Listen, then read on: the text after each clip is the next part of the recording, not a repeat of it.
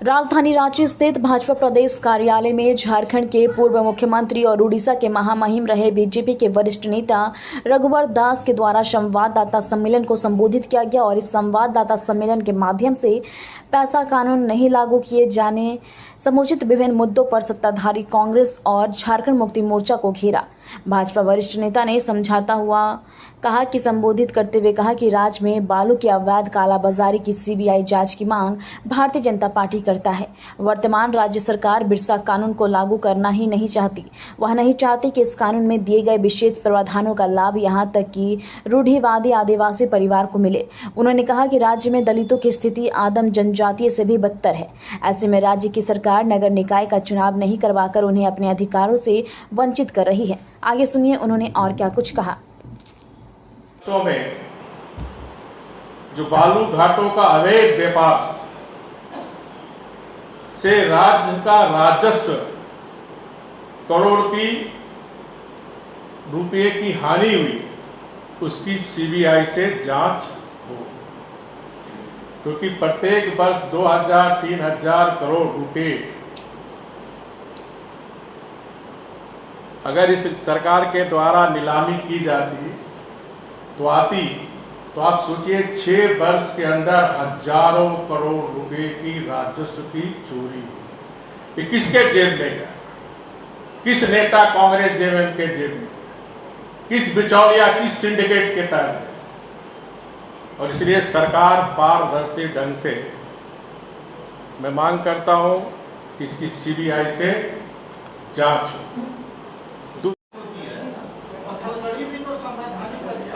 नहीं, पत्थरगढ़ी, देखिए आप मीडिया के लोग वहां गए भी हैं।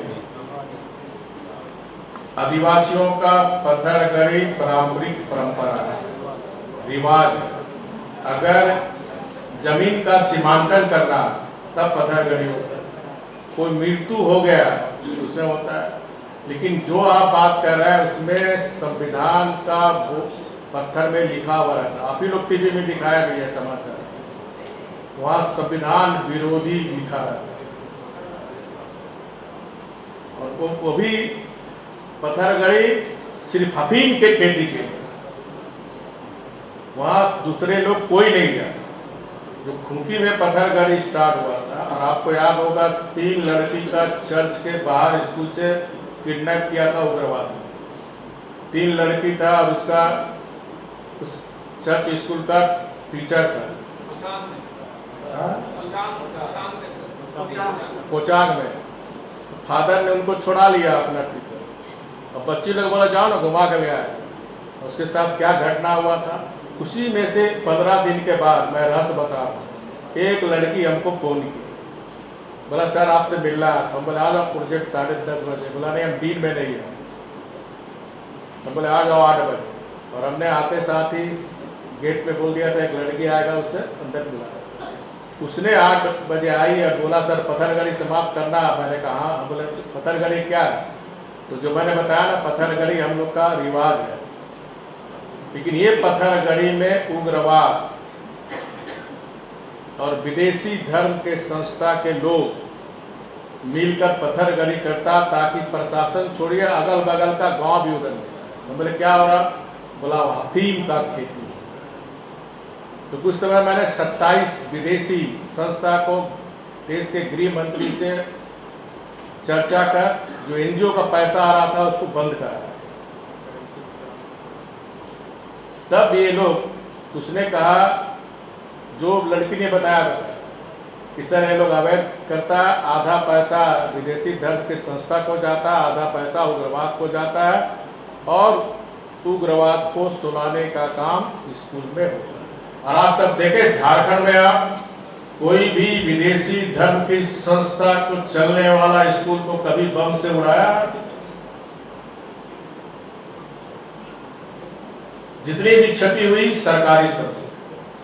ओके, धन्यवाद। माननीय उच्च न्यायालय झारखंड जो निर्देश दिया, क्योंकि इस पेशा नियमावली लागू होने से जो लघु खनिज निगम के अंतर्गत आने वाले जो भी लघु वो सारे ग्राम प्रधान या फिर रूढ़िवादी व्यवस्था कि जो आदि काल से आदिवासियों का स्वशासन की जो परंपरा है उसको कानूनी अधिकार देकर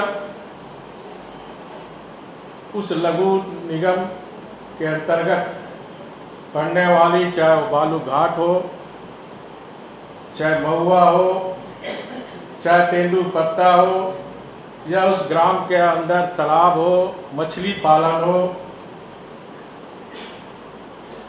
ये सारे अधिकार ग्राम सभा को। और यही कारण है कि कल माननीय उच्च न्यायालय ने लघु खनन जो बालू घाट पर रोक लगाई। मैं और हमारी भारतीय जनता पार्टी झारखंड प्रदेश इसका हार्दिक स्वागत करती है, अभिनंदन करती है। और मेरी उच्च न्यायालय माननीय चीफ जस्टिस और विद्वान न्यायाधीशों से अपील है, जब तक पेशा कानून लागू नहीं हो जाती है तब तक ये रोक लगी रहे।